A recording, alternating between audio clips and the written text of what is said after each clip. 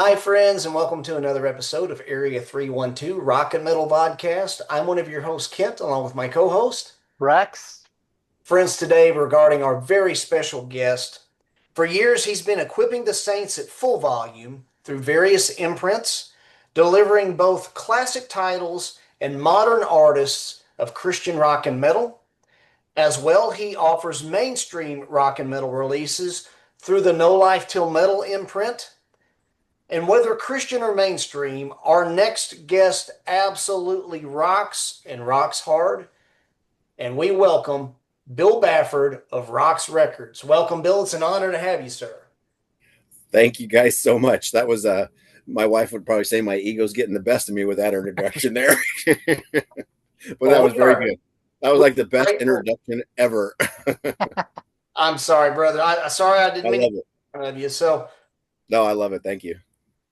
Bill, it's an honor to have you, sir. And I'm so glad to be here.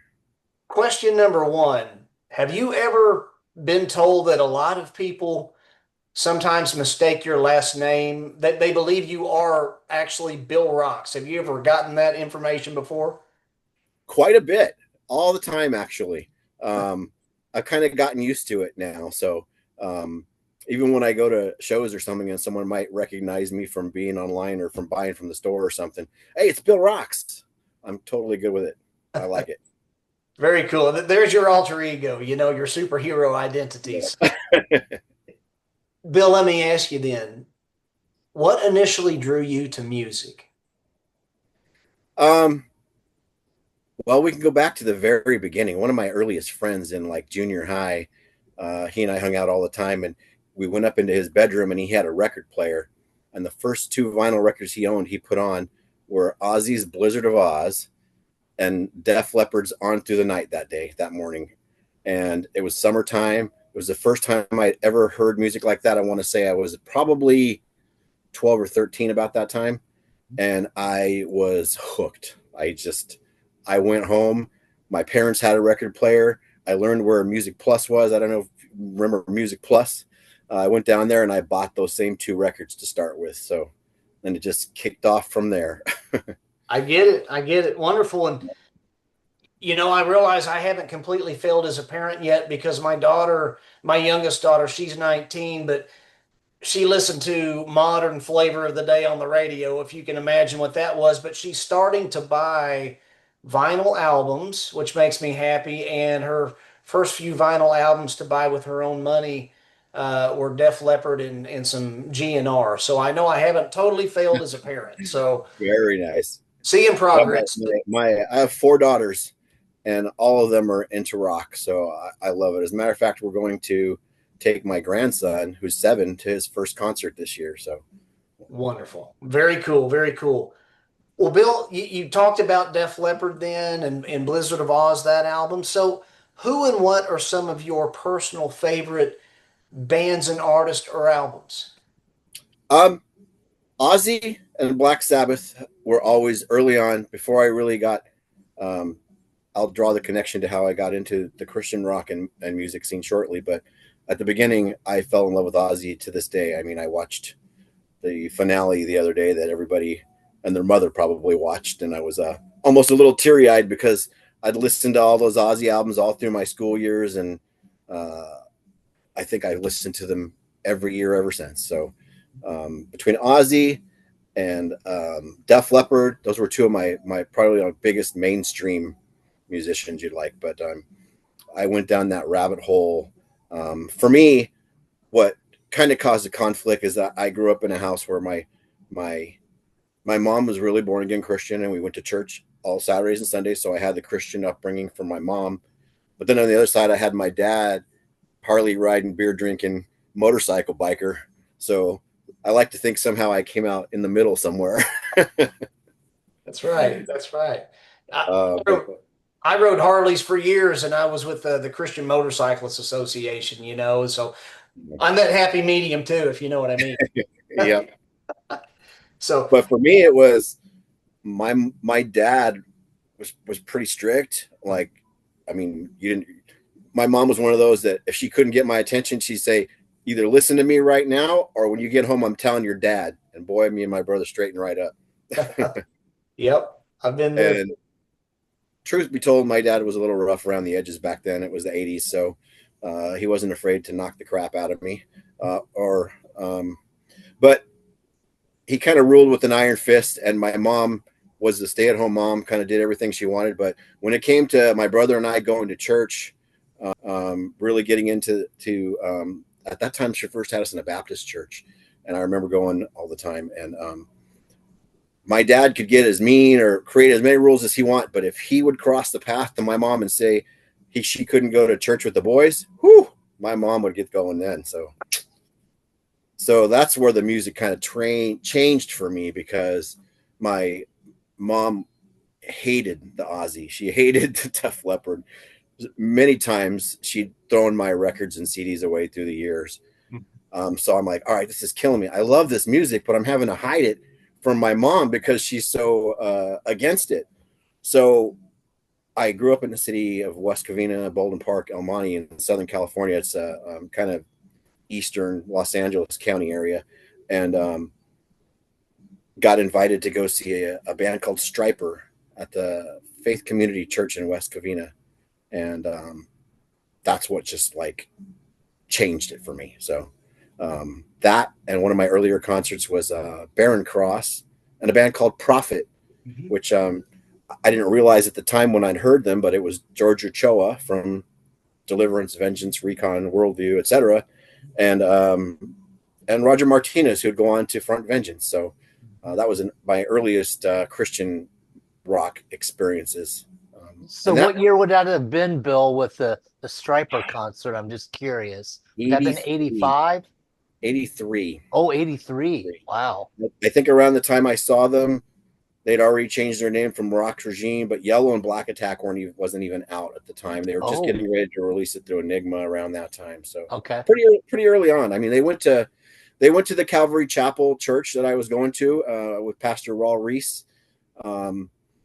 And they were pretty popular. I mean, they were two good-looking guys, Robert and Michael, with their hair all in the hairspray. So wherever they went in the church, I remember that there was always a flock of people around them. So I didn't bother them back then because I met them a couple times, met them through the years and stuff. But yeah,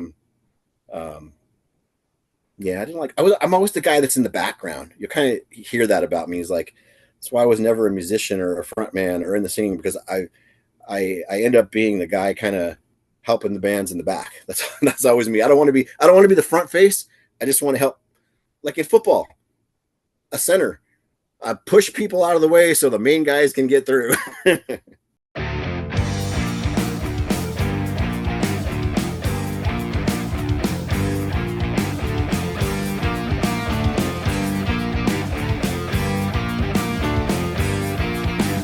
I've been thinking about love and life.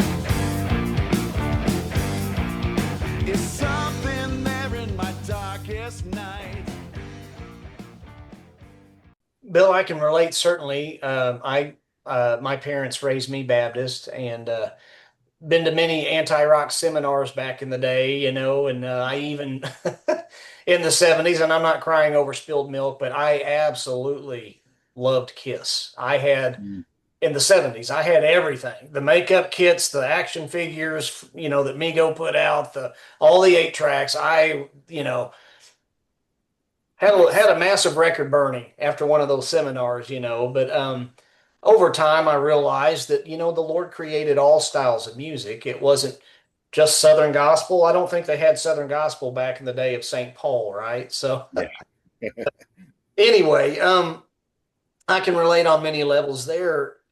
Let me ask you then, Bill, and I can kind of see where all this is going, but kudos to your mom for bringing you and your family in the church. Was there a specific time when you said, Lord Jesus, please come into my heart? Yeah, my mom had baptized my brother and I early on when we were young, but at that time I didn't really understand or know. I was just going along with what mom's asking you to do, right?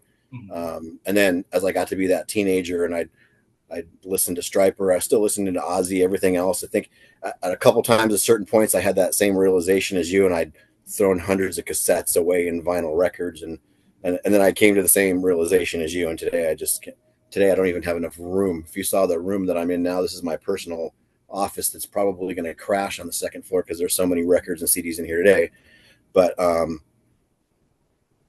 that's kind of where that went. But I don't think for me it was until after the Striper influence and hearing of Sanctuary International, and I went to Sanctuary under Pastor Bob Beeman in South Bay from early on. So it was then when I could see the connection between what I loved, the music. It's like I don't have to be the straight-laced Baptist wearing a tie.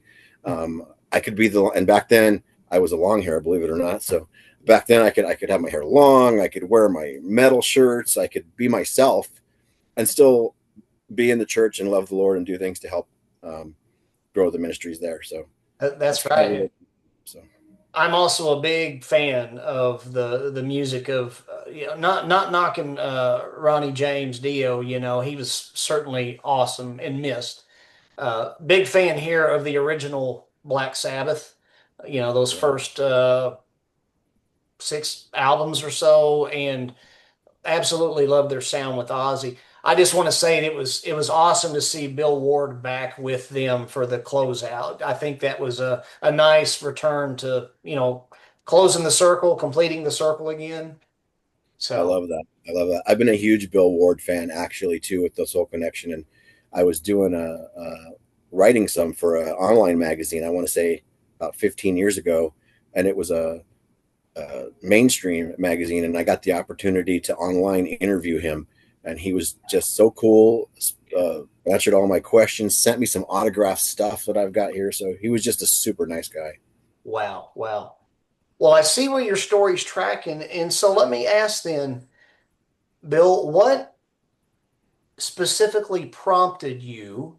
Because you've received the Lord, and you love the great music that we all do, and saw Striper. What prompted you to start up specifically a Christian music distribution business, if that's the proper terminology?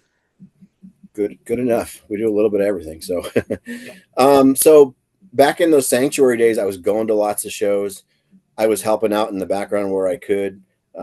Extreme Mardi Gras was a huge memory blast for me every time I think about it, and seeing the likes of Vengeance and Bloodgood and Hero was another one that stuck out for me, and Malachi. So I got an early connection with a lot of the bands and kind of went from there. But I actually had 4 young daughters at that time, so it made it difficult for me back at that time frame to really do a lot, because I was I was a young father trying to get the money to the table, the bread and the food to the table for those 4 girls. So at that time, I would just quietly help where I could when I could. So it wasn't until they were more grown up, it was about 2002 actually, when my friend Larry Bolin had reached out to me, and he'd got tagged as being heavily in the music himself to put on and help find a location to do the 2nd annual Striper Expo. It was 2002. So they'd had one that went off really well. I actually had gone to it. It was in New Jersey in 2001. So I'd met the promoter that put that one on there from Planet Rapture. His name was Rich Serpa, really good guy. But he was trying to do one on the opposite coast the next year. So Larry Bolin was helping him. Larry reached out to me.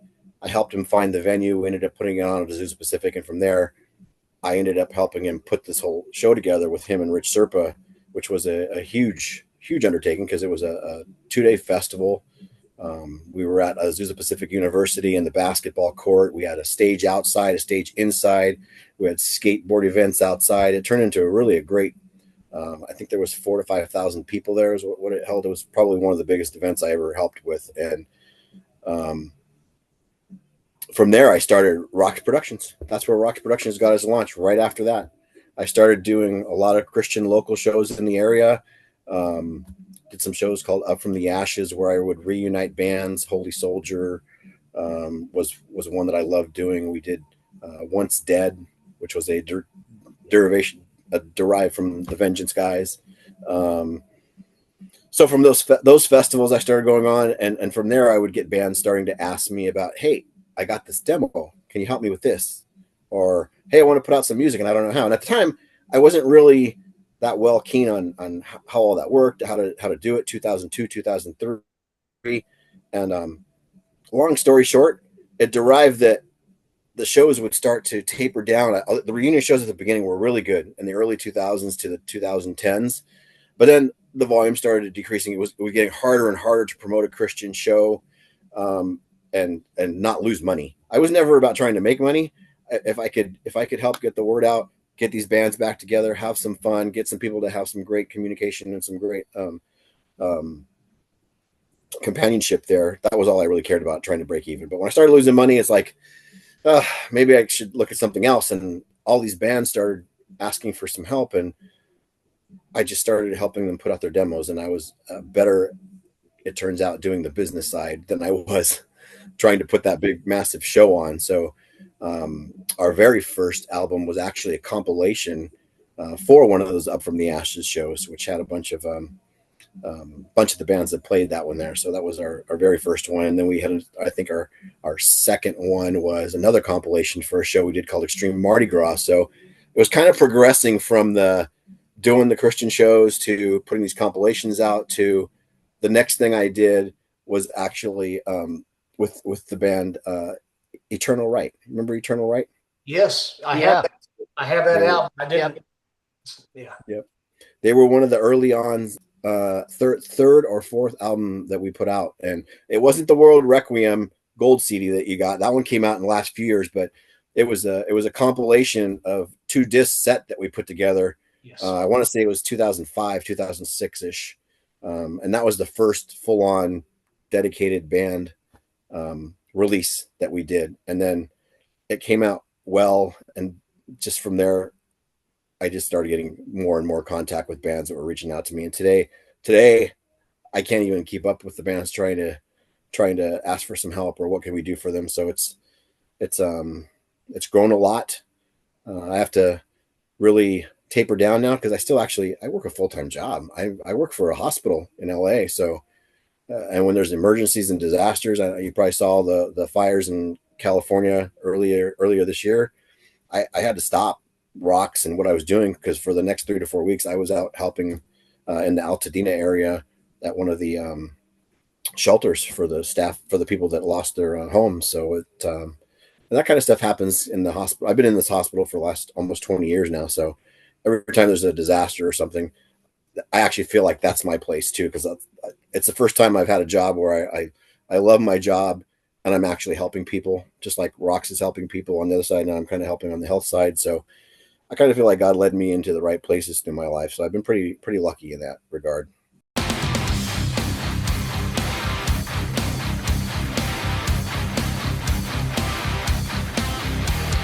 Living this life with my hair on fire, burning the candle at both ends.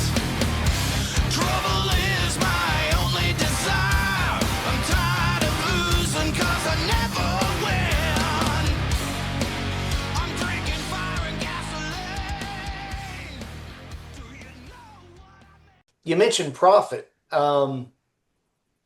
Any thoughts about maybe? Is that something we can discuss later?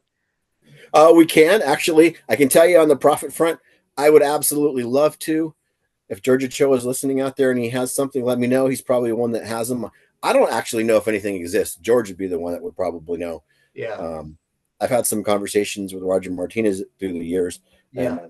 And, that one never came up, so I never had the chance to ask him about Prophet. But I would love to see something by Prophet out there. I'd love to do it, George. If you listen to this and you got it, I'm Rex, here. holler at George, Rex. Okay, I'll text him. So, Bill, ROXX Productions, it showcases basically 4 different imprints. There's ROXX Records, Christian Metal Distro, No Life Till Metal Records, and No Life Till Metal Distro. And for our viewers out there, if you could just tell us just a little bit about each of those label specialties which are housed under ROXX Productions. I'd love to, and I'm glad you're doing that because I get asked this a lot too, and it's a good way for people to, I can point them here and say, listen here. I mean, this is how I try to explain it in an email. Sometimes in an email or doesn't come across well. So if you remember back to the history, I started ROXX Productions, which was doing productions. So I'd licensed the name. The full business name is ROXX Productions. It's licensed. Our whole entity is under the banner ROXX Productions. All four of those that you just listed are subsidiaries listed underneath ROXX Productions. So my holding company that holds all the businesses is ROXX Productions technically. ROXX Records was the first imprint of that, and it's focused wholly on Christian titles, Christian releases, where it started with mostly reissues. Obviously, you've seen how we everything from new releases, old releases, whatever we can. So we predominantly put all of our Christian music on that label. Now in ROXX Productions, I wouldn't be successful without a handful of people that keep me going, keep me honest, help keep me going. First, foremost, Scott Waters, my partner, I'd almost say my brother almost. He does all the graphics, all the designing. He is also co-owner on the No Life Till Metal stuff because that's kind of his baby. So I'll get back to that in a minute. Then we've got Rob. All the mastering that we do is through Rob. Rob Caldwell is the best. I've used different people through the years, and Rob Caldwell just does an amazing job. There's some other great people out there, but for what we've been doing, Rob's been just doing amazing work, and he's also led us to a lot of connections and brought bands to us too. So between him and Scott, Dave Cruz, without him, there's no ROXX Records YouTube channel. He completely runs that, completely masters that. Thank you, Scott. Thank you, Dave. Thank you, Rob. We've also got my wife and my daughters. My wife specifically helps me every year, especially when we do our 50% off sale at the holidays. Whew, I would never be able to do that by myself. And my daughters are around if I need them. Remember, I said I have 4 daughters. So, but my wife and I will sit around. I mean, Black Friday for us is usually packing orders all weekend long. I side trailed there. So back to the No Life Till Metal. So Christian Metal Distro came in a little bit after, just because now I've got people in other countries that have great Christian music also that wanted to start trading with me. And for some of those countries, obviously the dollar's a little harder to come by. So you start doing trading, you start selling the stuff from Europe, from Mexico, from Brazil.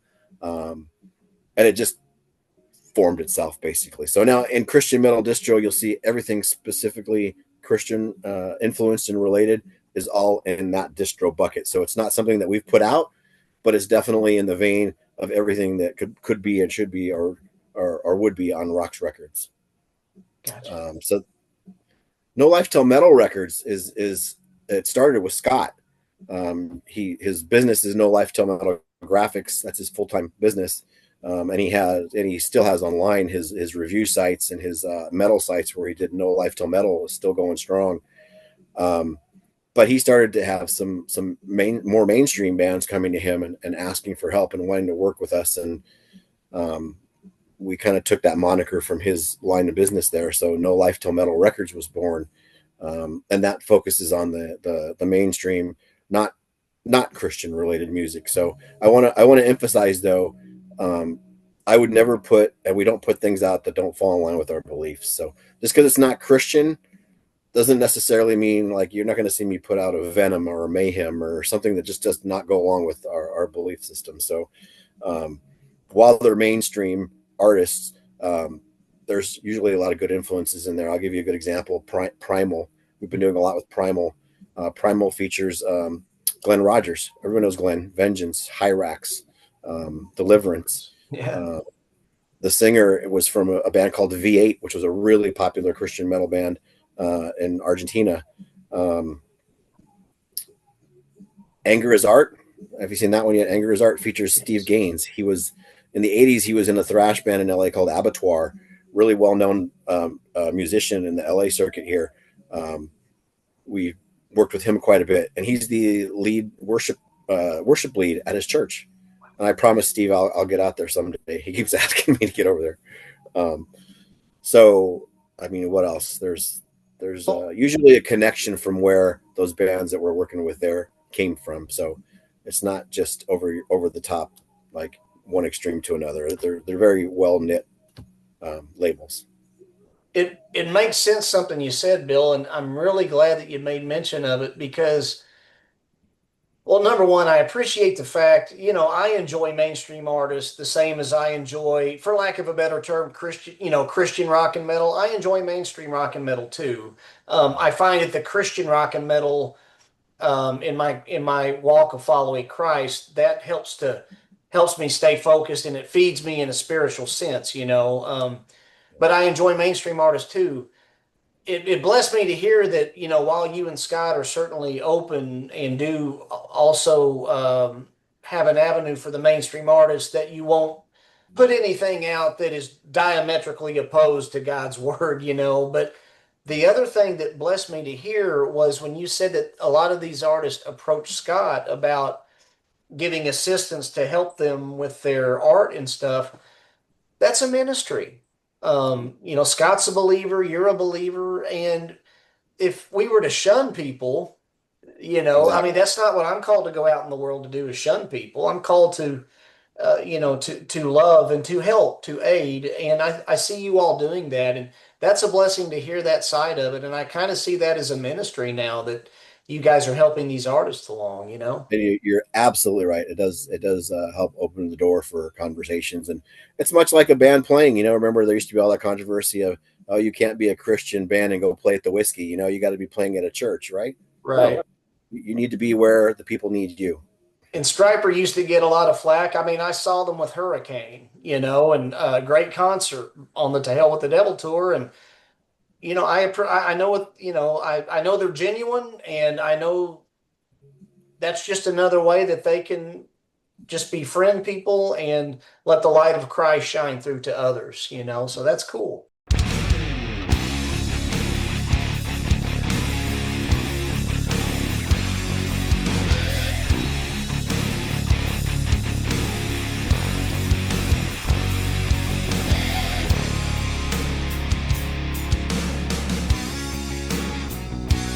I could store all my treasures on earth. Will I count all the souls for the Was Christian Metal Distro, was that once Divine Metal Distro? Because I did business with Divine Metal Distro years ago. Did Divine Metal morph into Christian Metal Distro? So that's a good question too. I don't get asked that a lot, but I've been asked that before. So, Divine Metal Distro is actually something that belonged to a gentleman named James Mattern. I don't know if you knew him, but I was early on in the ROXX Records days, and he had his own label. And I'm James, if you're listening, I'm sorry. The name's is Open Grave Records. If you might have seen, that was him too. So he had his own thing going. He had a lot of mainstream bands on his label. And he reached out to me one day and said, "Hey, I mean, we were friendly already online. We talked here and there, so we were already communicating some. But he said, "Hey, what would you think if I told you I can release the reissue the Vengeance Rising stuff and some Blood Good stuff?" And at that time, no one had reissued any of that yet because nobody really knew how do we do it, where do we go about licensing this stuff, because Frontline Music and Intense Records was still owned by the people that owned it. So, and it still is today. She's the one that I work through all the time to license those old Intense titles. Her family owned the label, and she still owns it and runs Frontline Records today.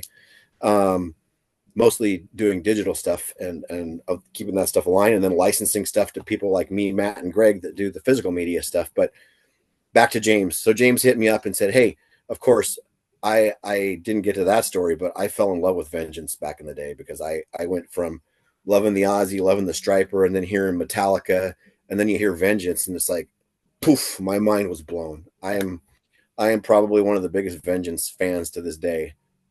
Yep, love those.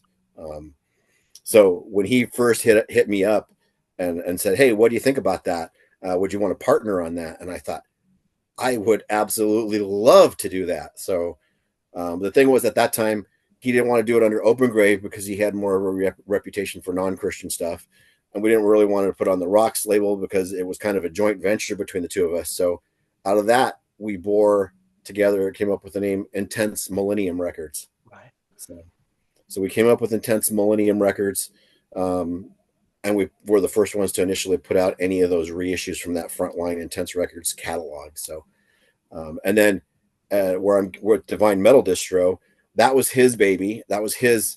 It came out of working with me and him together and putting those Christian titles out. I think I could be mistaken, but I think those were the first time he's actually had put out some Christian titles, which really left an impact on him because he started to put out a few more Christian titles through the years. And he launched Divine Metal Distro, where he was doing pretty much what Christian Metal Distro does today. So, ironically, he ended up getting out of the whole business, and I bought all of his inventory when he sold it off, I want to say 10 or 12 years ago. So you'll see a lot of stuff for me that I might still have that still says Open Grave Records or Divine Metal Distro, just because I bought everything and all the Intense Millennium stuff that he had when he went out of business, or didn't really go out of business. He just sold it off and went on to another venture. But yeah, so they're two different things, but I do have some connection to it. Sure. Yeah. Night comes again, a knock at the door. What will become? War! Resist, lies that twist, the bleeding tear, the head collector.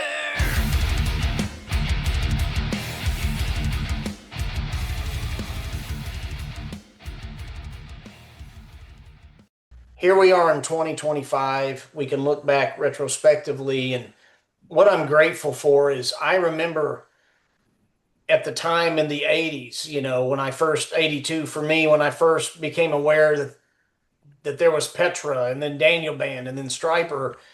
And I bought so many of these albums by these Christian rock and metal bands only to discover that a lot of those artists during that first wave, their albums went out of print almost as quickly as it hit the shelves. Yeah. And, not Striper, of course, but Daniel Band and maybe Bloodgood and a few others. And there in the 90s, for about a decade, there was like, if my felt pad wore off of my Daniel Band cassette, I was out of luck because you couldn't find any more Daniel Band. And so, just one example. But then here started coming like in the earlier 2000s, late 90s, the late 90s and early 2000s, there was M8 distribution. And then I became aware of Divine Metal Distro, and I became aware of Intense Millennium. And you can see how things started developing and getting better and being put back for the fans of this, for this niche community that we have.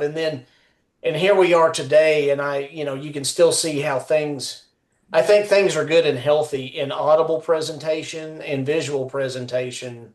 Case in point, where we're at now with ROXX Records, wonderful stuff, so I'm grateful. Thank you. If you ever get Matt Hunt on your show, M8's a good story too. He was heavily involved in M8 to where now he's got Boone's Overstock, Retroactive, and the whole 9 yards. So another good story for you someday. Bill, so yes, we're actually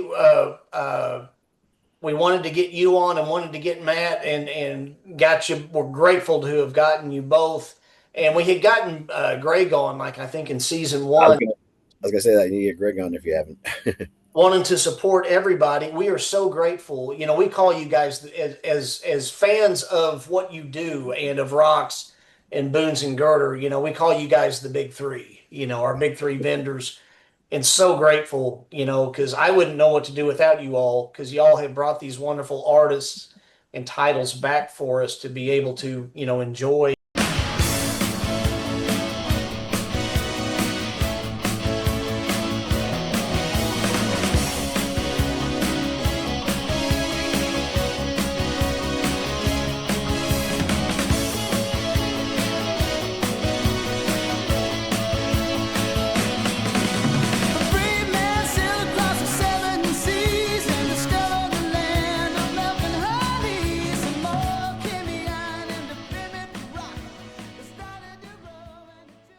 Bill, let me ask you, what determining factors exist for when you might determine that an album needs a remaster?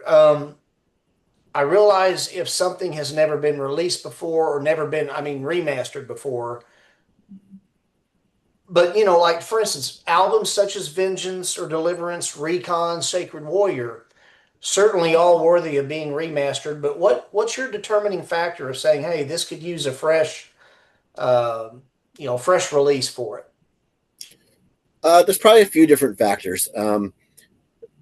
If you remember, I was early on into that Christian rock and metal scene, so I had tons of demos from bands back then. I was reading Doug Van Pelt's Heaven's Metal from issue number 1, I think, and so I kind of had the knowledge of a lot of those. So I knew, oh man, I remember that demo tape. So I'd start the hunt, try and hunt someone down, and say, you know what, hey, your demo's only ever been on a cassette.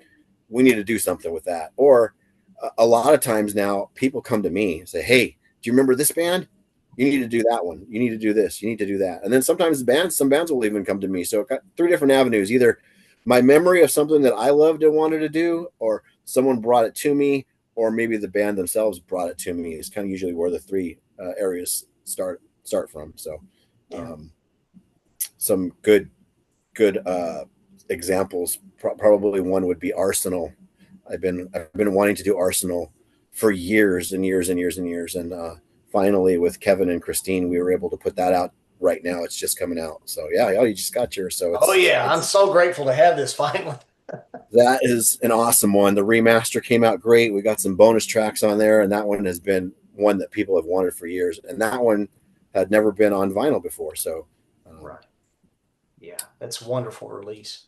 So Bill, then let me ask you this. So what determines, regarding re-releasing, you have various formats that you release in and remaster in. So for instance, there are standard CDs versus gold disc edition CDs. And then some albums get, and even Digipack sometimes. And here's a case in point. So we have, Vengeance, gold disc, of course, and gold disc for Once Dead. And then you put this little gem out right here, of the Human Sacrifice Raw, and this is Digipack. So what determines when you release something, whether it's going to be a standard issue CD, a gold disc edition, or if it gets a CD only release or a CD and vinyl release? you're asking the tough questions today, man. Let me think. So first of all, CD versus vinyl. So usually we're doing some research to look at that and saying, okay, this one was originally released on CD only. The CD is still pretty readily available. It's not going for too much. You can go on eBay, Amazon, find one, or Discogs and find one for under $10. So sometimes it doesn't make sense to produce a lot of CDs of something that you can really just go grab tomorrow, but at the same time, that CD might not have never been on vinyl before. So if it's not been on vinyl, that's usually one that we'd go to and say, hey, let's do it on vinyl. And the reason for a more digipack type CD might just be that, because while we're doing this remaster just for the vinyl, we've already got the remaster set on disc. So let's print out some cheaper copies of that remastered edition just so people can have that remastered edition, even though you can go pick up the jewel case version from the 90s still pretty easily. So cheaper way to get it out there and keep the CD alive still, and the new formatting and remastering so people can download it. So I'm going to sidetrack again. Sorry, my mind goes, but I've never been we were talking about this before we got on the call here, digital and streaming, etc. So for me, people say, did you get that digital album? And I'm like, no, I didn't get the CD yet. Well, I didn't say, did you get the CD? I said, did you get the digital album? Well, yeah, I get the CD, and then I download my digital version to my phone from my CD. So no, I don't have the digital yet. Right. But, yeah. So that's kind of how I like to keep it alive. So a lot of times it's just me. It's like, I want to have that remaster on a CD. So I don't care if nobody buys it. I want it. So I'm going to put it out there.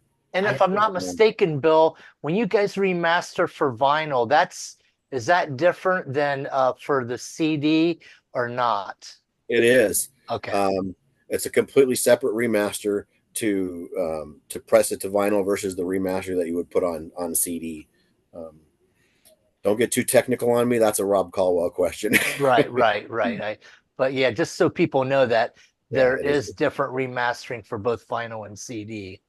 Yeah, so when you do a project, you're paying. Obviously, I pay these guys for what they do. So when Rob does a remaster for me, if I'm doing it on vinyl or CD, it's a different price and a different cost. Or if I'm doing both, I got to pay for two different remasters for them. So definitely separate. Well, Bill, then how do you and Greg from Girder and Matt from Boone's, the big three that we love, how do you, if you're pursuing a remastering project and a re-release project, how do you go about like is there a gentleman's agreement between the three of y'all that maybe to ensure that hey, you're pursuing something that nobody else is pursuing that at the same time for a release around the same time? Do y'all kind of let each other know? Gotcha. And you're getting into the dirty ones again here. Dirty questions. No, I'm just kidding. I'm just kidding with you. No, actually, Matt and Greg and I are good. We talk all the time. So, Sure. Does it happen maybe that I start doing something that one of them's working on? It does happen sometimes, but we're able to talk. The three of us talk and work through this type of stuff. So I was just talking with Matt yesterday or the day before. So, and usually with that stuff, like when you're going to like Intense Records or Frontline Records or Capital or something, Greg's doing a lot with Petra and a lot of the Capital Record stuff. So you really, all those mainstream ones that have a where you have to license them officially, you can't run into duplications anyways, because the label won't let two people license the same thing. So on that more mainstream stuff, it's a lot easier to make sure we're not duplicating each other. But when it comes to stuff that wasn't on a large presence label or a demo or something like that, that's probably when we would try and make sure we're connecting and not working on it. And by the way, Scott Waters, No Life to Metal Graphics, he does graphics for all three companies. So, so he'd be the first one to say, I can't do that for you. Matt's already got it going over here. Sure. Yeah, that's probably a good thing to, with Scott working for everybody, he can kind of keep the avenues clear, and Absolutely. Do not be deceived by the ruler of this world. Do not be deceived for the price to pay is hell.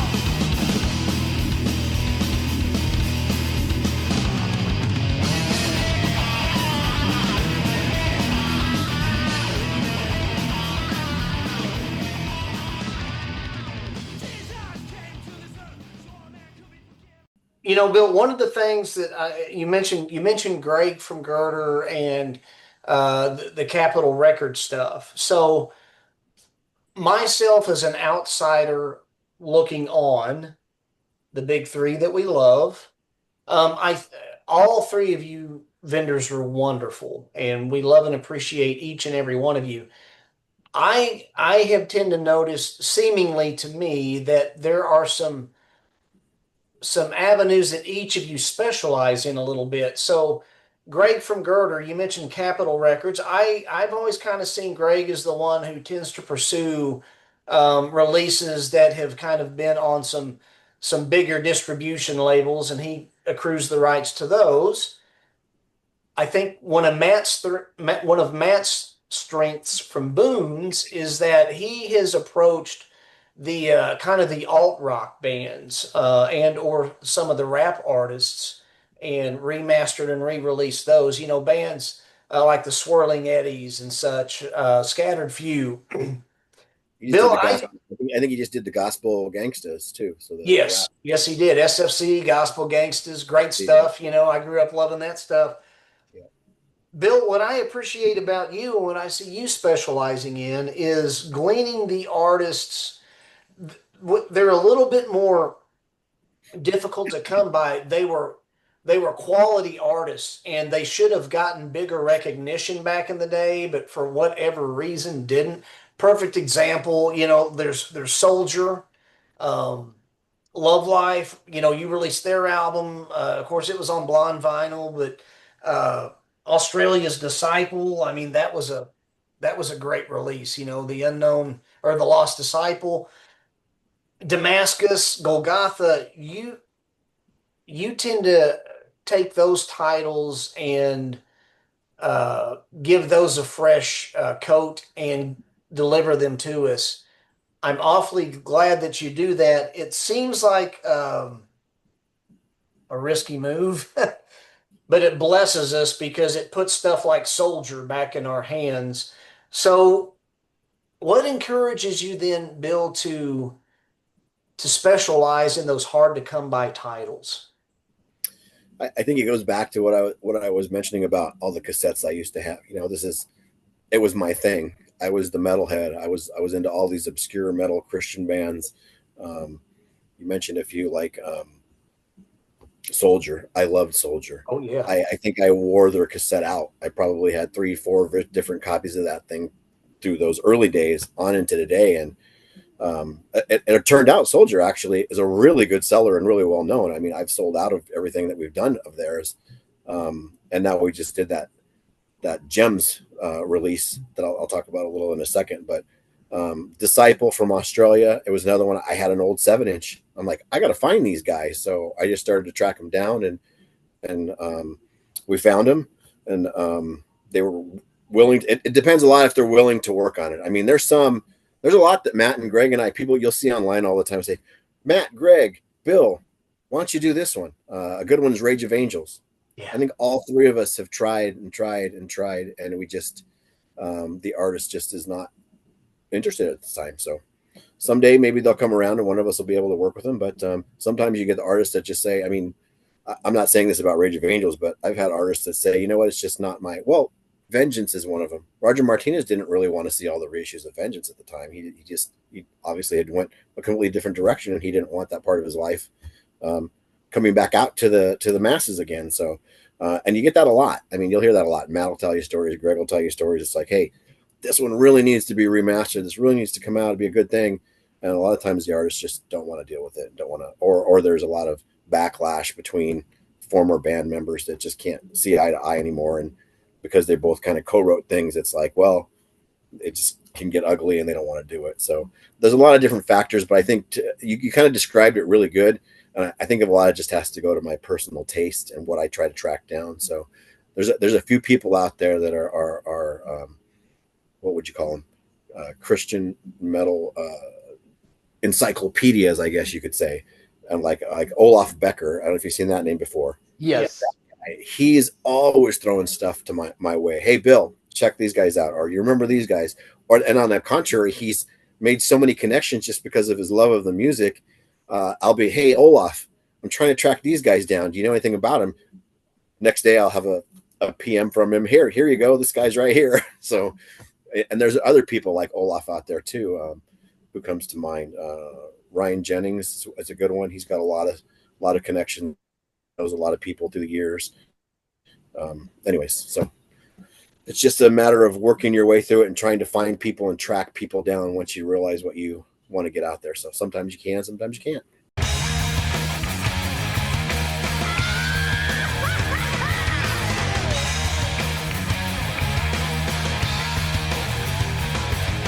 All aboard the hellbound train as it burns on down the track. Leaving golden good behind, 'cause it won't be coming back. The souls depart at the midnight hour on a one-way ticket down. Severed from this mortal coil, never to be found. Bill, let me brag on you just a little bit. So I absolutely had to order this from you every day, or every day. The other day, I had to order this from you. I heard the song Sacred for the first time. My goodness, what a great band. So, here's Visual Cliff. Of course, Reign of Glory, their brand new release, Slingshot. And, of course, their release right there, All Will Bow, two great titles. And then here we go with Martyr. Love Martyr. Applehead, Greg Manier. Man, what a smoking album this was. And, you put a coat of fresh paint on this bad boy right here. So those are just a few select titles. I'd like to ask you then, what has been a wonderfully surprising album release campaign for you? Meaning you released something and it exceeded your expectations. What was a campaign like that for you? I'll give you three. I'll start with the most recent that just came out. Undoubting Thomas. Yep. Cool. This is the most amazing new Christian proggish rock to metal album you'll hear, and it's getting a lot of great praise in the underground. So when you take a risk and you put a CD out and you're like, nobody's ever heard of this, I always get the jitters when it comes out, and it's been taken off. So I'm not bragging on myself, but I kind of have a good, well, not only a good ear, but people will refer me, like even Scott Waters. He's usually my second set of ears. And the two of us were like, we just got to work with these guys and put this out. And by the way, this is Thomas from Damascus. That's the connection. I looked up real quick because I left my Undoubting Thomas CD right over there. So we are doing an interview with Thomas McCown here Nice. on July 26th. So that will be released later. But yes, we're doing that specifically because of that release, because it's that good. So yeah. What else you got, Bill? What's another great campaign? Thomas is a gentleman and a scholar, I will add. He's very nice. So I'm going to go to, you mentioned Love Life. So Love Life came around because I started working with Gary and Larry from Fear Not. And I was able to reissue the original Fear Not first, pre-Love Life. So we did that Fear Not album. Yep, the self-titled was their only album back then. And that thing just came out. And I loved that album so much. And I was so excited to work with Larry and Gary and Rod and guys and Chris. And that thing took off like hotcakes. And after the debut album started selling really well, the band started getting back together. And they even told me several times now, it's like, hey, Bill, if it wasn't for you helping us get that self-titled one back out, it lit the fire under us to get back out there again. So they've been playing ever since. That led to me doing Love Life with them because that's the guys from Fear Not, right? So after we did Love Life, Larry, I think it was Larry or Gary or both of them that would call me and, hey, we're working on new material. And then now you got Fields of Sorrow, an absolute amazing album that we've done several pressings of because it's just selling so well. And then today we just released 3 years later, the brand new one, the EP Weight of the World, which is just the beginning. They're working on a full length now that we might even see before the end of the year. And these guys are just such talented musicians with such hearts of gold. So that's a really good one too. And then the third one I said I'd share with you really quick, Holy Soldier. Yeah. Andy from Holy Soldier, Terry, all the guys, they're amazing people. And when we did the original reissues of Holy Soldier and Last Train, I couldn't keep those on the shelf. They were boom, gone. Matter of fact, I've got none.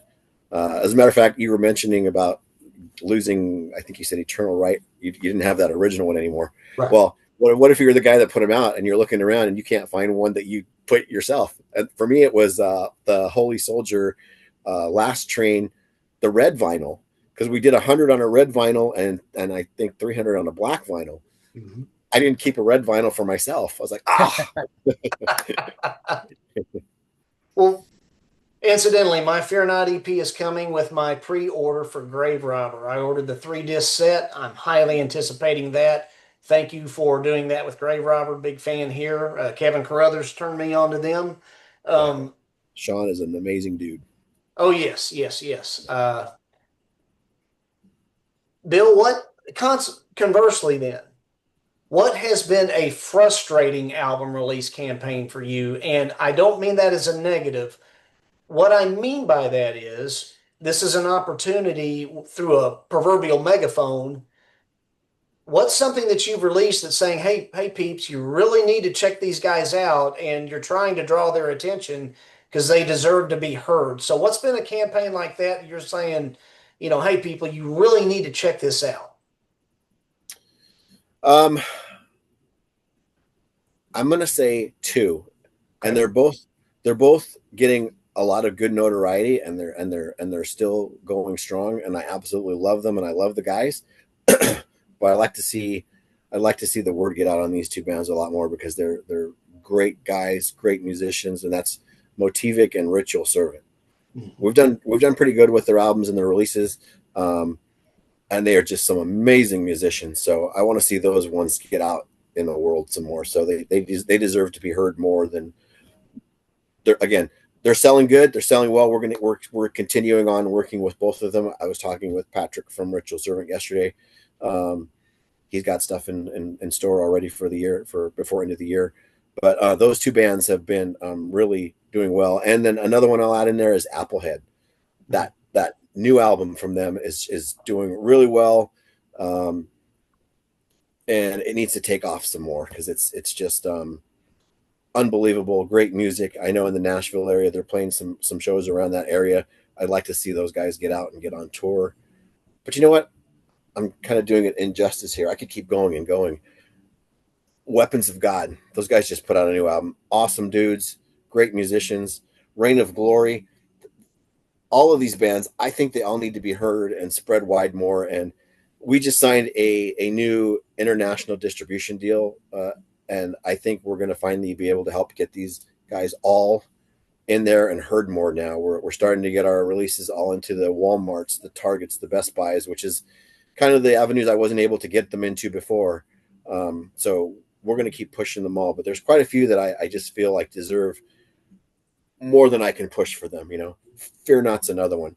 Fear Not. I'll tell you right now, this new Fear Not EP, that the single we put out, it should be the top of the charts right now, and it's just barely hanging on there. So if anyone's listening to this, get out there and request that Fear Not some more, because that's just an amazing commercial album, I would say. So I could keep going, but all great releases, all great releases.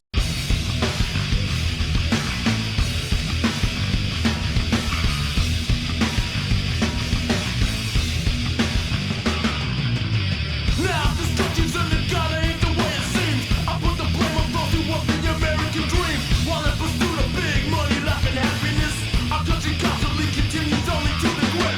And now you're asking me why am I so militant? 'Cause I see the devil's hand on this continent, and I ain't shutting up, not for a second. Our country's got from independence to tech. Now, Bill, do you strictly work with the artist direct, or do you sometimes negotiate with a licensing label? Vengeance is a good one. I told you I think I'm privileged and lucky enough to be the only one that's actually worked with all of the Vengeance reissues have all been through me thus far. As a matter of fact, I'll share a surprise leak with you somewhere in the show on Vengeance, more Vengeance. But that's a pure licensing one. I am lucky that the guys in Vengeance will definitely help, and they'll do liner notes and stuff for me. But with that license deal through Frontline, I don't necessarily work with the artists that much. Usually you're working with the label. Sure. Well, something that you just touched on, and it was my next question, because, you know, Rex and I are not only are we fans of the artist, again, we are fans and appreciate everything you do, Bill, and of course, Matt from Boone's and Greg from Girder, the big three. We're very grateful for you. If you don't mind, sir, we'd like to whet the Christian rock and metal enthusiast's appetite. Is there any way that you would be able to drop any hints of great releases which might be looming on the horizon at ROXX Productions, whether for the remainder of 2025 or maybe the first half of 2026? Absolutely. That segue wasn't planned, by the way. Oh, it's that was a kind of coincidence. It was a meant to perfect time. I'll tell you the first one, which is about to launch. I'm not sure when this episode's going to air, but in the next 2 or 3 weeks, we're launching a huge campaign around Herman Pasquale. So if you haven't heard of him, or if you know him, he's the singer from a version of Narnia back in the day. So he's an amazing, talented vocalist. He put out one solo album about a little more than 10 years ago now that's been out of print and hard to find.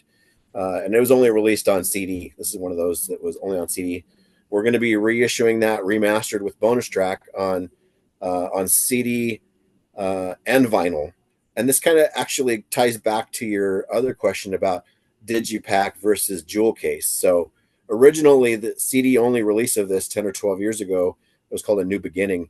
It was only released in a digipack. So now, since the digipack version's already out there, we're going jewel case with the full lyric booklet on this one, as well as the vinyl edition. And then what the tie into that is that he has an amazing brand new solo album also coming out. So we're going to be doing them both at the same time. The remastered vinyl edition of his New Beginning album and also his brand new solo album. So those are already being pressed. They're at the vinyl plant now. usually try to wait till we get 6 to 8 weeks out before we start posting pre-sales and stuff like that, because the vinyl's used to take 6 to 8 months for vinyl. We're down to about 3 to 4 months still, but still like to get it out there. So number one, Herman Pasquale. Those are coming out before the end of the year, before the holidays. So we're excited about that. But another one I'm going to share with you guys is we already had some other Vengeance Rising projects in the works. Ironically, I'm not sure if that's the right word, but Roger Martinez unfortunately passed away this year, unexpectedly and unbeknownst to us. And we were already working on these reissues actually prior to knowing this. And immediately when Scott and I had got word about that, we were already touching base, and we stopped the production of what we were working on for a minute, and we went back and we redesigned it a little. So we're going to be releasing before the end of the year an album that hasn't been on vinyl before from Vengeance called Anthology.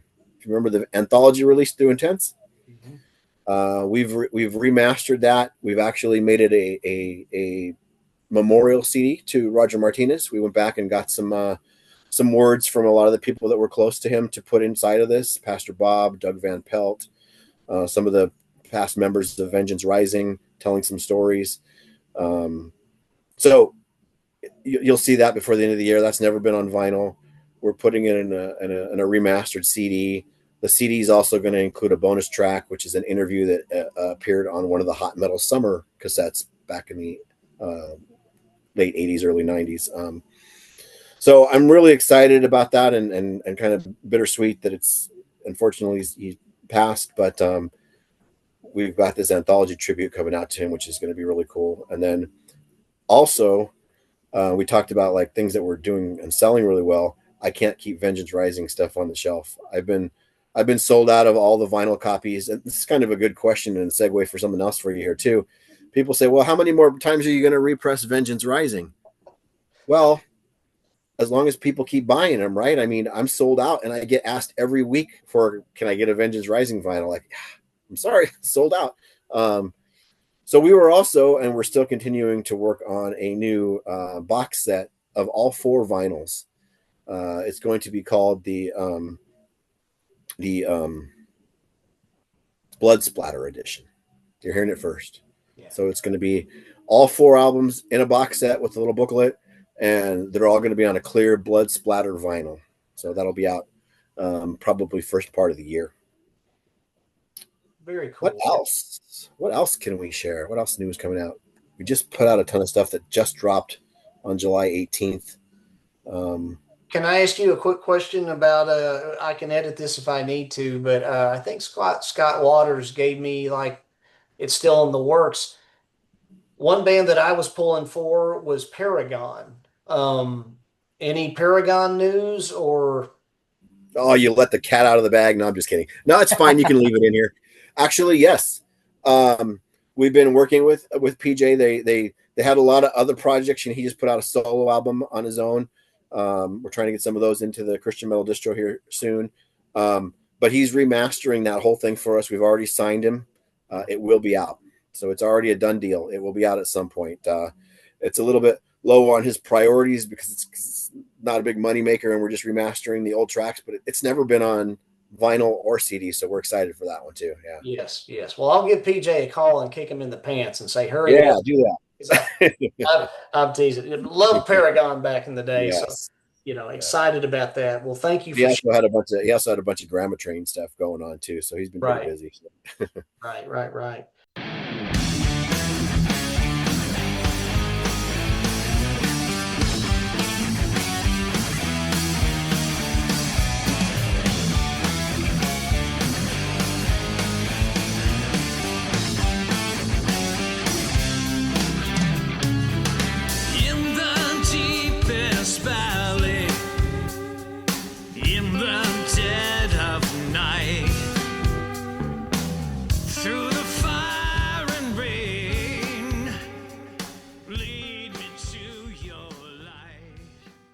I know one thing that you were doing, Bill, and I know these are probably hard because sometimes things change, but I love the videos that you've done with like upcoming releases and that is so cool to do. But I know things are always so fluid, and there's always maybe some hiccups in that, but I really do enjoy them as a customer. So just to let you know that those are always cool to see. And I know you keep us updated with emails and whatnot. And I'm excited about the Pasquale releases. Will those come out together on CD at the same time, Bill? Mm-hmm. Yes. Thank you for the compliment on the videos. I actually thought nobody really cared to see my ugly mug, and I'm not really the video kind of guy. But now that you said that, I think I'll do a couple more this year. Awesome. Yes, they're coming out. We're going to release them at the same time. Both vinyls are the new album and the reissued vinyl are both at the factory together right now. Okay. So they're both going to be released the same day. So, yep. And I'm also going to plug something else that you've done that no one else has done. This Gems series. Maybe not every band is my cup of tea musically, but I love the idea of like either taking like just their demos or whatever, and you've got them out there. And like you said, they're on vinyl and CD. I get every single one that you put out on CD, and I think that's just cool to keep some of these bands that probably people have never heard of out there and just give them a little bit of love. I really appreciate that series you've done with that, Bill. Awesome. Thank you. Yeah, we're on volume 5, just came out. And yep. It's specifically just what you said. These are like cassette only demos that were probably 3 to 5 tracks. Didn't really make sense to put a whole vinyl or a whole CD. So when you get 2 of those bands and you can put one on side A, one on side B, and give them a proper remastering and reissue, it's worked out really well. The first one, I told you I love Soldier. The first one was had Soldier yep. on it. And then we had Soldier was backed with Taker. And then we've also done Ultimatum was on yep. one. We did the original Vengeance demo now on one, Place of Skulls. The most recent one is a band called Blood Justice, which I don't know if a lot of people have heard of. To be honest, I don't really remember them that well. And one of these tracks was like lost that the band hadn't found, and they just recently found it. And that Blood Justice stuff is just 4 or 5 killer tracks of stuff that really didn't see the light of day very well. So now we're going to spotlight it again. And then the front of that one is Sardonyx, who I love, which another secret, the new Sardonyx album is coming out on CD in the next few weeks too. Well, and I don't know, I'm assuming Scott does it, but I like that each one has a different color, each volume. That's yes. really cool too. So I like the whole concept of that, Bill. That is really cool. I hope you keep that up. Thank you. I'll tell you a little secret. The one that just came out, Scott and I looked at it. We love it, but we already had a red one, right? Because the third one yeah. was red with red yeah. vinyl, which was Vengeance. So the new one that came out is orange. Yeah. But as Scott will tell you, being the printer professional, so you can't always tell the colors that well. It's supposed to be a bright orange, and it came out more of a red orange. So okay. Scott gets really anal about that stuff. Yep. When he first looked at it, he's like, man, it didn't come out the orange shade that I wanted it to be. Cool. Anyway. So do you think there will be, I'm assuming probably maybe not this year, do you think you'll continue that series or not in the future, Bill? Yeah, we're going to try it. Honestly, it hasn't sold very well. So I'm hoping by the end of this year, it starts picking up. And if people start picking it up, we'll sell these first 5 through the holidays. Scott and I have already been toying some and talking to some bands about episodes 6 and 7 of that. So okay, probably first part of the year. So 1, we're kind of waiting to see. Hopefully it picks up a little bit. And then 2, we've got a few really good bands lined up, but it's a little too early to say those at this time because they're not locked in yet. So okay, cool. As a fan, and you don't have to say anything, Bill, I just want to make mention of something I hope to see more of is some more of this band in the future, because I know that they have material that. So I'm holding out hope for something there. Anywho, all right, you're the master interviewer. Let me tell you. All right, I'll give you another piece. That is one of the bands we're talking to for 6 and 7. So. Oh, really? For Gems, yeah. For a Gems release? Okay, cool. I'll tell you. Well, I'm getting all my secrets out of the bag on your show here. Nobody's even caught on to something on that Martyr CD yet. I was really surprised. Well, go ahead, because go ahead. Yeah, I caught on a few little things. Me and ahead. Ken have talked about that release, Bill. But yeah, go ahead. If you, all right, tell me. What did you find? What did you say? I'm curious because nobody said anything about it online or even mentioned it to me outside of Scott, me, and the band. I don't think anybody even caught wind of what we did on that album. I'm gonna let Kent go because Kent's more the martyr person. Well, I don't want to say because what if I say something wrong? I just feel okay. So I love Martyr. They were very obscure for me back in the day. I just loved early thrash and Martyr, and I like punk too. And Martyr was a nice hybrid, kind of like a Suicidal Tendencies type or something, metal and thrash, or excuse me, punk and thrash. But what I do want to say, Bill, about this, I loved it. And, you had a couple previously unreleased tracks on here. However, I feel like the earliest Martyr, their first two um, releases, Death is Dead, and the one prior to that, I'm having a brain moment here. I can't quite think of it, but I feel like those ought to be fully released and they're not represented on here. So I feel like there's more that could have been represented from Martyr. And I'm just hoping that what I'm holding out hope for is that it wasn't represented on here. Because frankly, I could see all of their albums getting remastered and re-released in full. And I'm hoping to see something like that happen. We'll see. We're talking about Death is Dead, but I'll let the cat out of the bag because that way we'll know who's watching your show, right? Sure. If you listen to the last track on the album, which was one of the previously unreleased tracks, and you listen all the way to the end, there's a gap of about 30 seconds. Right. And then the Death is Dead song comes on. Yes. Yeah. Right. So There's a hidden track. We had a hidden track on there. So anybody who watches your show is going to be the only one this is the only time I've ever mentioned it. So well, touche to that, and I probably just kind of forgot about that. But I'm hoping to see a lot more from Martyr because I would just love to see their whole early catalog just re-released in full, But anyway, so great stuff, friends, coming from ROXX Productions. And that's roxxrecords.com. Correct me if I'm wrong there, Bill, but we'll display that. And friends, you can find the description for ROXX Productions and the official Facebook page in the description below here when this airs.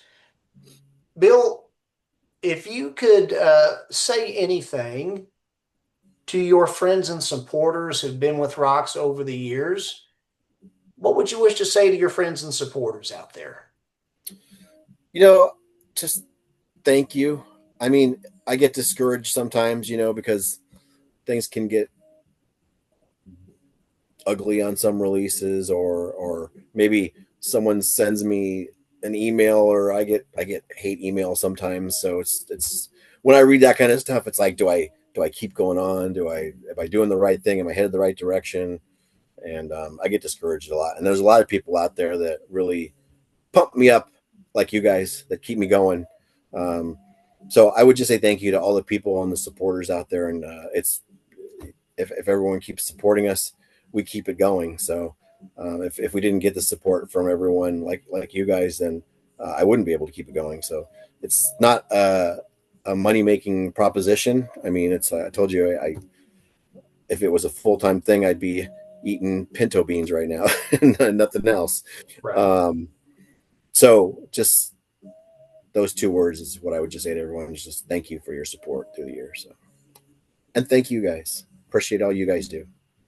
Bill, it's an honor to have you. And, I just want to say, and we've recently been able to connect with Matt Hunt too. And it's been an honor to have you both. It was an honor to have Greg during season 1. I want to thank you, Bill. Rex and I do.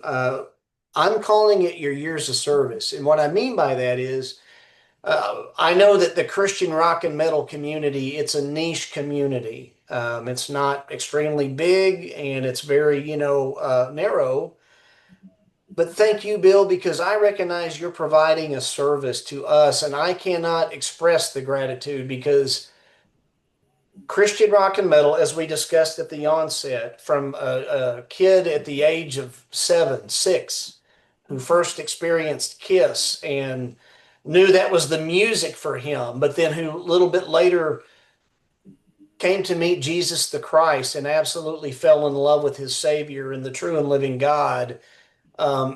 Christian rock and metal, absolutely. Not only do I just like listening to the music, but it does minister to me and it helps me stay focused. And there for a while, when my old cassettes would break down, there was nothing, there was no way to replace them. And I remember that horrible feeling. But people such as yourself, Bill, you provided a service to where I can obtain these again, and it helps me to stay focused on my Christian walk. I absolutely wish to thank you and to express my gratitude. So please keep going because I hope this, encourages you. So It does. I'm very humbled. Thank you guys both, and thank you for having me on the show. Appreciate it so much. you bet, Keep up Bill. the good work. Keep up your good work. You guys are doing great. Thank you.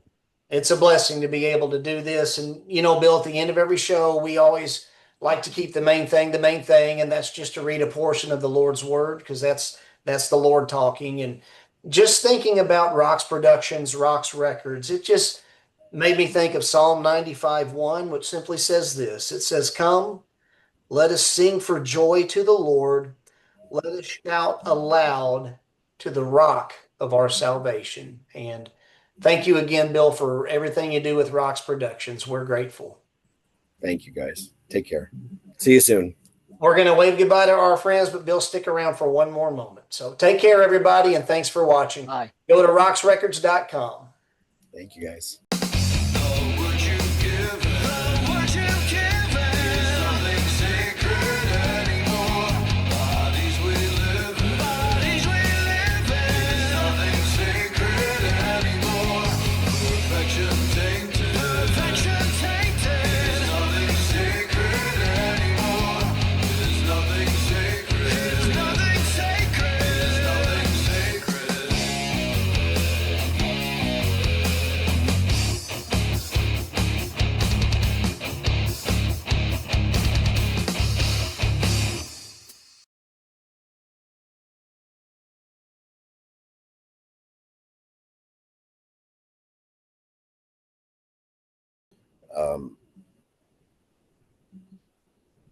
Okay, you're gonna have to cut this piece.